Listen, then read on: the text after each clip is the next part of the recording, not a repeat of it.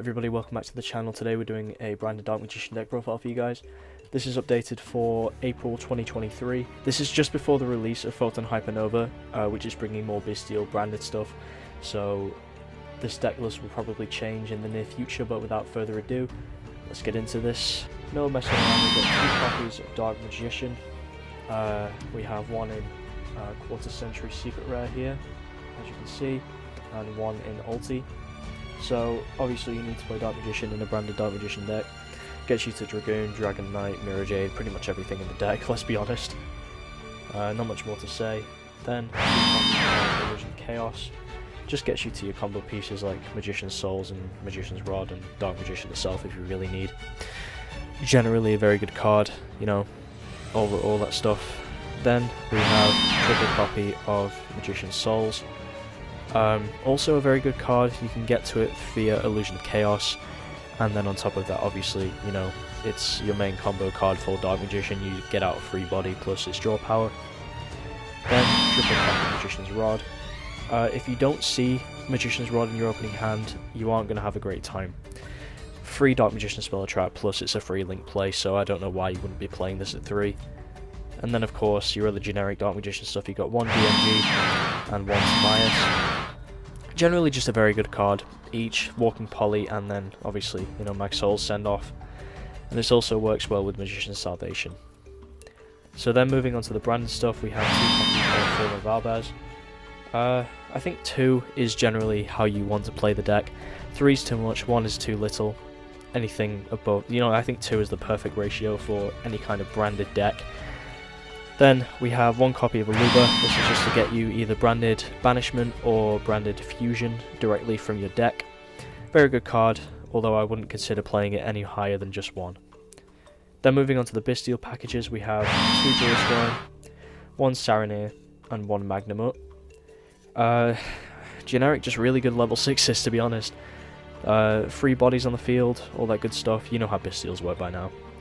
And yeah, Bestials are very useful in this deck for fusion plays, as well as just generic bodies on the field, because this deck tends to struggle with that. Then, for the last, branded monster, we have 1 Bestial Rebellion. Gets you branded Lost on the field, and is also just a free recycle each turn. It's phenomenal for that. And also, I don't think I'd have it any other way, just 1. I think 2's too many, 3's too many, but 1 is just right, because you never want to see it in your opening hand. Then onto the generics, we have 1 Celestial and 1 Dasher. Yes, we are playing DPE. DPE is a funny card, so I just wanted to throw it into this build. And then for hand traps, just 1 Ash Blossom, because Castira kind of crumbles at Ash Blossom, so you kind of want to be playing it. Or Droll, you know, take your pick. So that's it for the monsters, so let's move on to the spells. Okay, moving on to the spells, we have 1 Dark Magical Circle. I think I've explained this before, but it's just a phenomenal card. You get to look at the top of your deck and then banish a card once per turn. It's just great.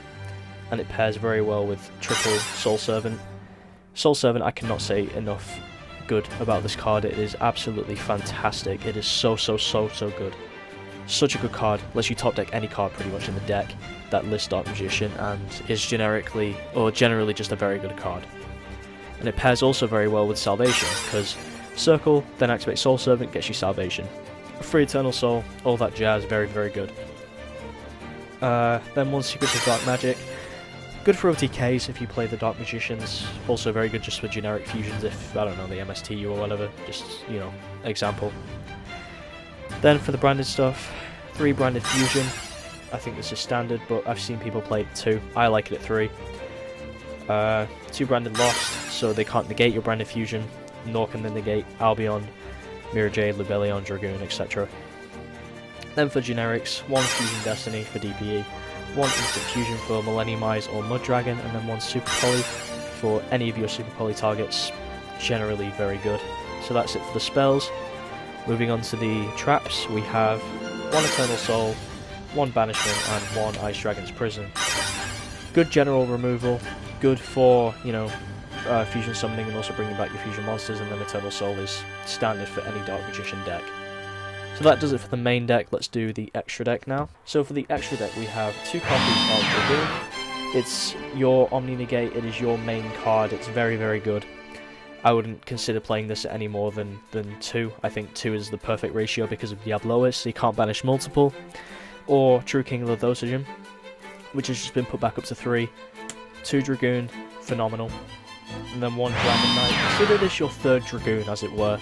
It's not got the Omni Negate, but it's got very good protection. It protects your back row, plus its name becomes Dark Magician, so it's kind of like a 4th or 3rd copy of Dark Magician if you're playing 3, which, if you are, what the hell are you doing? But, yeah, very good card, you know, solid. Then 1, the Dark Magicians. Just another very good Dark Magician fusion. It's a free draw every turn, and if it gets popped, you get both your materials back, which I think is very, very good. Then, of course, DPE. Funny card, go Burr. DPE plus Dragoon is instant death, let's be real.